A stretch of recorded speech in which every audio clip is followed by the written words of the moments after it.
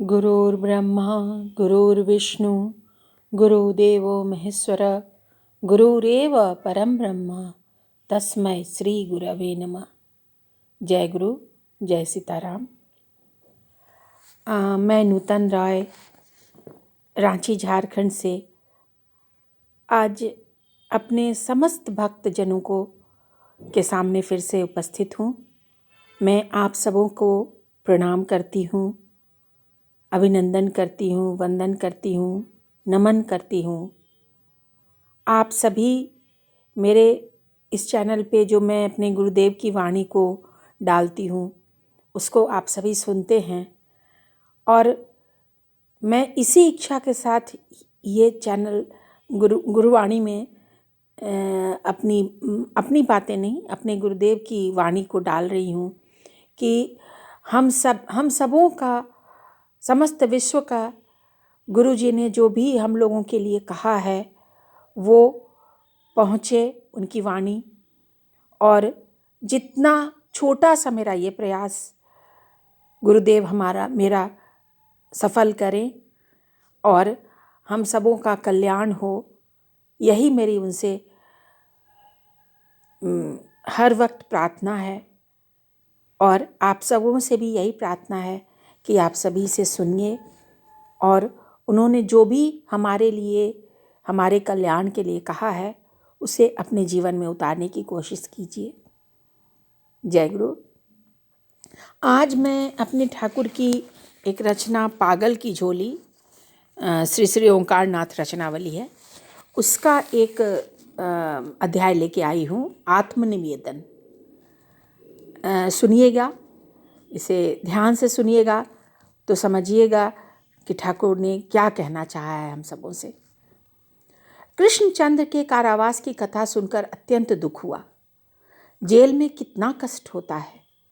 घानी चलाना, गेहूं पीसना, मट्टी खोदना, काम में बिंदु मात्र भी शैथिल्य होने पर चाबुक द्वारा प्रहार, जला भात, जली रोटी, दूसरे के उतरे हुए वस्त्र, दूसरे का कंबल, सब दुर्गंध से भरे हुए। इसी प्रकार के कितने कष्ट उन्हें सहने पड़ते थे। यह सब बातें मन के भीतर उलट पुलट करते करते मुझे अनुभव हुआ कि मुझे भी जेल की सजा हो गई है। एक सड़े गले रोगी शरीर के भीतर मुझे अटका रखा है, जिसमें 9 द्वारों से अविराम गंदगी बाहर निकल रही है। मेरी तो जान गई रे बाबा। अरे यह क्या, यह क्या, यह तो मैं स्वयं को ही भूला जा रहा हूँ।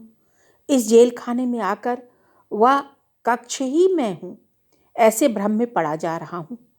यह कक्ष और मैं एक ही वस्तु नहीं, ऐसा जानते हुए भी 24 उपादानों से निर्मित इस आश्चर्यजनक कक्ष को मैं ही समझ बैठा हूँ। एक सिपाही मुझ पर पहरा दे रहा है। दिन रात परिश्रम करता हूँ तो भी वह मारता ही रहता है मुझे। मैं तो गया रे बाबा। देखो मेरी पीठ पर उसके कोड़ों के कितने दाग हैं। अरे भाई, अब मुझे मत मारो। 1 बार नहीं, 2 बार नहीं, 80 लाख बार तुम्हारे प्रहार सहे हैं मैंने।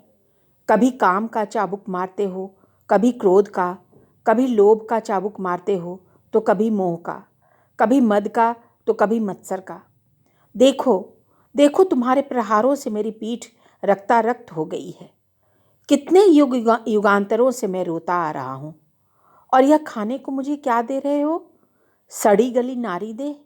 इस खादे को तो मैंने एक बार नहीं, अनेकों बार खाया है। इसे ले जाओ, ले जाओ यहाँ से। अब यह क्या ला रहे हो? अन्य खाद्य, पुत्र, कन्या, गृह, द्वार, आत्मीय स्वजन। ले जाओ, ले जाओ। इस सब खाने की मुझे इच्छा नहीं है। यही सब सड़ा गला राख, धूल भरा खाद्य खिला खिला कर तुमने मुझे भुला रखा है। हाय हाय, तुमने मुझे ये सब क्या खिलाया कि मैं अपने को खोकर जेल खाना ही बन बैठा। मैं तो मैं हूँ, जेल खाना नहीं। अब क्या करूँ, किससे कहूँ, किसको बताऊँ? इस जेल खाने से मेरा उद्धार कौन करेगा? अरे ओ काले छोकरे, बंसी हाथ में लिए दूर खड़े हंस रहे हो। तुम ही मेरा उद्धार करो न भाई, और तो यहाँ कोई दिखलाई नहीं पड़ रहा है।